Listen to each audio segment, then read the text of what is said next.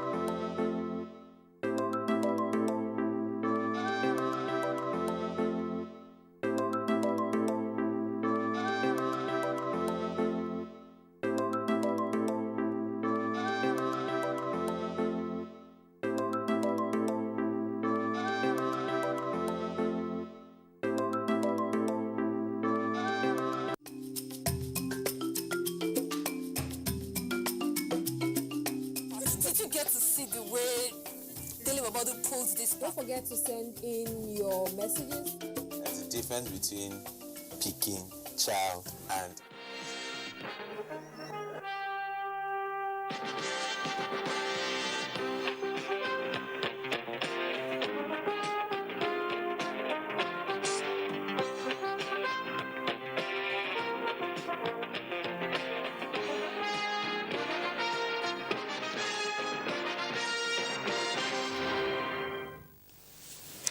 Disaster the world over is an event, natural or man-made, sudden or progressive, which impacts human or the environment. This phenomenon has become a source of concern throughout the world, Nigeria inclusive. The Natural Disaster Response Plan, which establishes a process and structure for effective delivery of federal assistance to disaster or emergency, will be x-rayed as we will be looking at disaster management in Nigeria with a view to ascertaining how policies and government agencies can achieve prompt and effective disaster management. Today on Panorama from Port Harcourt Network Center, I am Dibabari Sidoma Mweke. Welcome.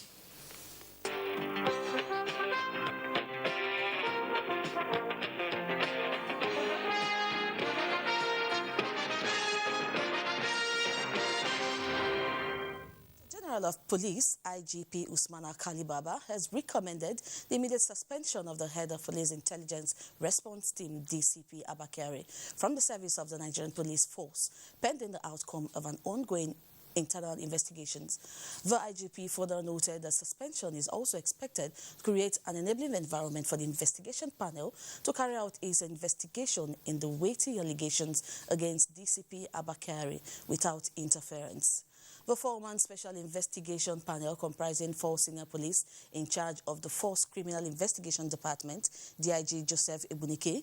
A statement by the Force Public Relations Officer, CP Frank Mba, said the IGP has reaffirmed the commitment of the force to the rule of law and assured the public of the sanctity of the probe, as well as the absolute respect for the rights and privileges of the officer throughout the period of the investigation. The Chief of Army Staff, Lieutenant General Farouk Yahya, has challenged officers and men of Nigerian Army 6th Division to be professional in their conduct with a promise to reward those that are hardworking in their service to the nation. Lieutenant General Yahya said this on his maiden visit to the 6th Division, where he unveiled a number of projects. Kingsley Amaji reports.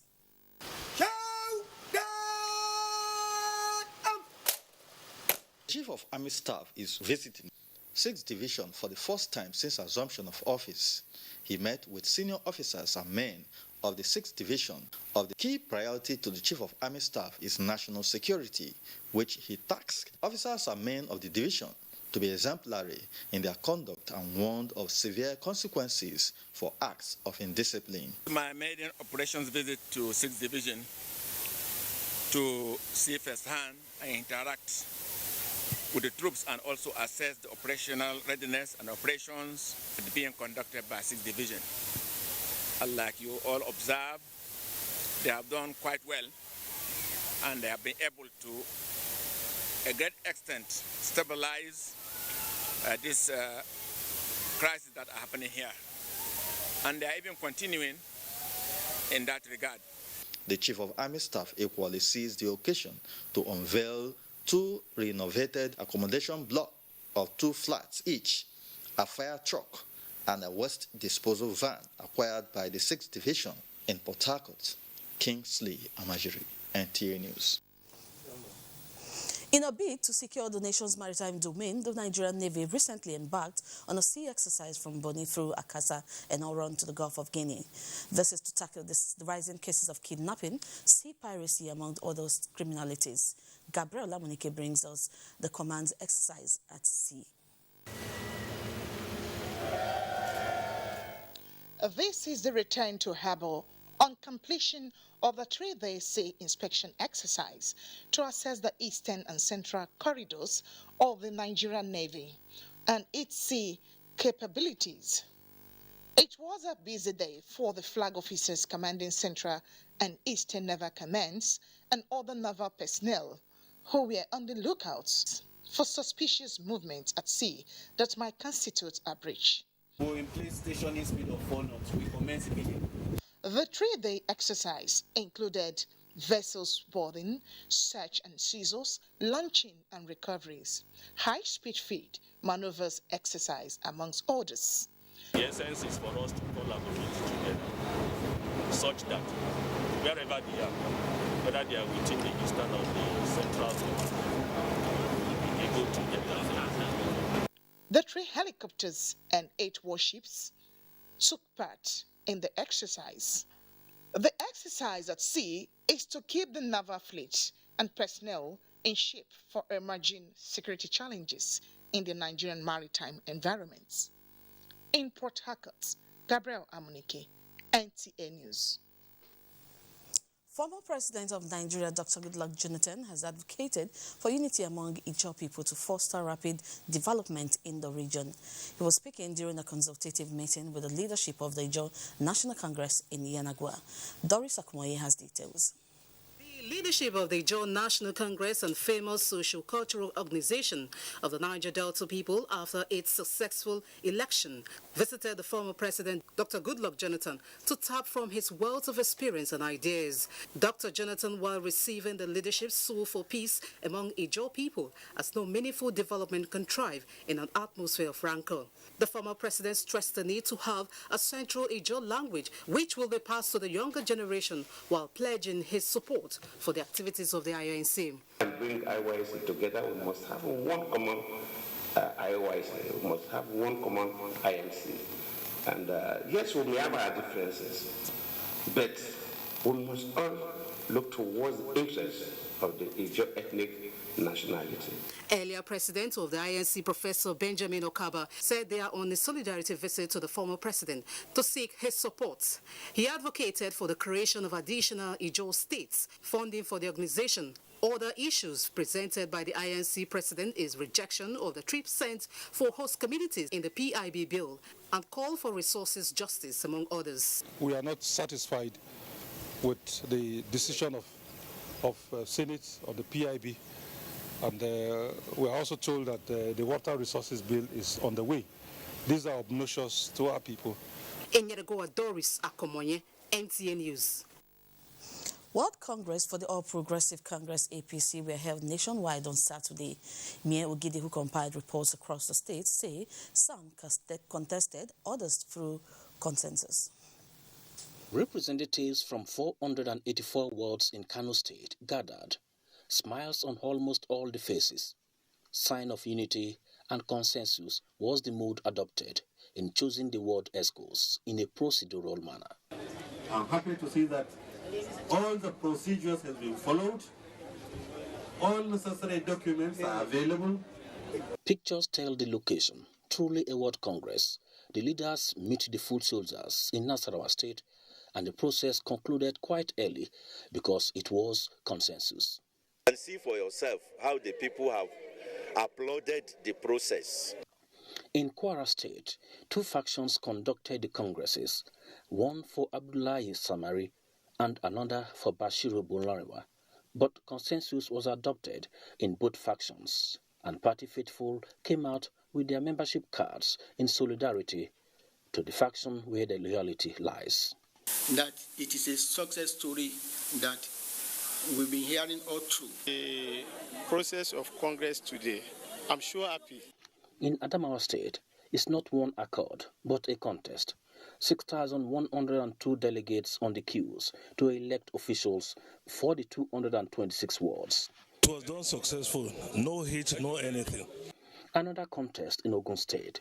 Security officials keeping an eye. Party faithful came out in mass in choosing who leads. It is open election, not secret ballots. First time participating in the APC Congress after his defection, and the Ebonyi State Governor David Omaye is pleased with the conduct of his fellow party members. The consensus arrangement being demonstrated at the field by way of massive mobilization and election are quite impressive. For states going for elections, no result out yet, while those for consensus, ESCO members already known. Mie Ogidi, NTA News. Only there was an effective drainage system and adherence to stipulated building plans, the floods could have been averted. This has over time been the response of many Nigerians in flood-prone areas like Rivers State. When will a minimal or absolute flood-free year be recorded? This, however, remains the big question. Joy Uzo has details. Disasters are a global phenomenon, whether man-made or natural, has taken a toll on many nations, Nigeria inclusive.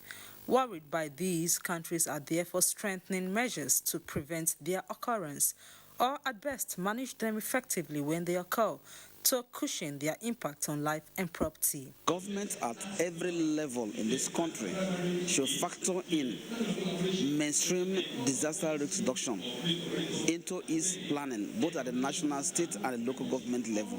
All the warning that are normally given, especially with respect to flood, with respect to those who have built on waterways, the government and the agencies responsible should do more. Peculiar disasters, especially in this part of the world, is recurrent flooding, terrorism, farmers-herders crisis, fire outbreaks, human trafficking, and most recently the COVID-19 pandemic.